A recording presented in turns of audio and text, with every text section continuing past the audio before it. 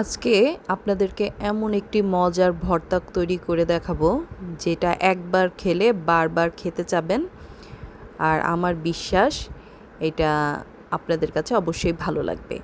আমি প্রথমে কিছু শুকনো মরিচ ভেজে তুললাম, তারপরে দিয়ে দিলাম তেলের ভিতরে রসুন, আর দিয়ে দিলাম কিছু পেঁয়াজ কুচি। এগুলোকে একটু লাল লাল করে ভেজে তারপরে এর ভিতরে দিয়ে দিব লাউয়ের বিচি। লাউয়ের যে বিচিগুলা একটু কচি কচি থাকে, ওগুলা আপনারা শুধু তেলে ভেজে নিতে পারবেন একটু লবণ আর হলুদ দিয়ে। আর যেটা একটু শক্ত শক্ত থাকে সেগুলাকে অবশ্যই একটু পানি দিয়ে সেদ্ধ করে তারপরে পেঁয়াজ আর রসুনের সাথে ভেজে নেবেন। এখন ভালোভাবে এই লাউয়ের বিচিগুলোকে আমি পেঁয়াজ রসুনের সাথে এরকম লাল লাল করে ভেজে এখন তুলে নিব। দেখেন কি সুন্দর কালার। এখন আমি এগুলাকে শিলপাটায় বেটে নেব।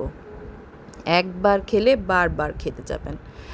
আপনারা অবশ্যই এটা বাসায় ট্রাই করতে ভুলবেন না। তো চলুন আগে এটা বেটে নেই। শিলপাটায় অবশ্যই এটাকে বাটতে হবে, এটা ব্লেন্ডারে ব্লেন্ড করলে মজা লাগবে না।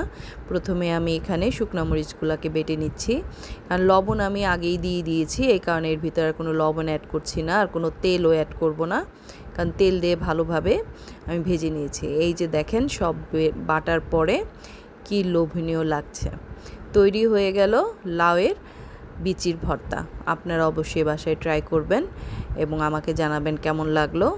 আমার রেসিপিটি ভালো লাগলে অবশ্যই লাইক কমেন্ট শেয়ার করতে ভুলবেন না। আপনারা সবাই ভালো থাকবেন। আল্লাহ হাফেজ।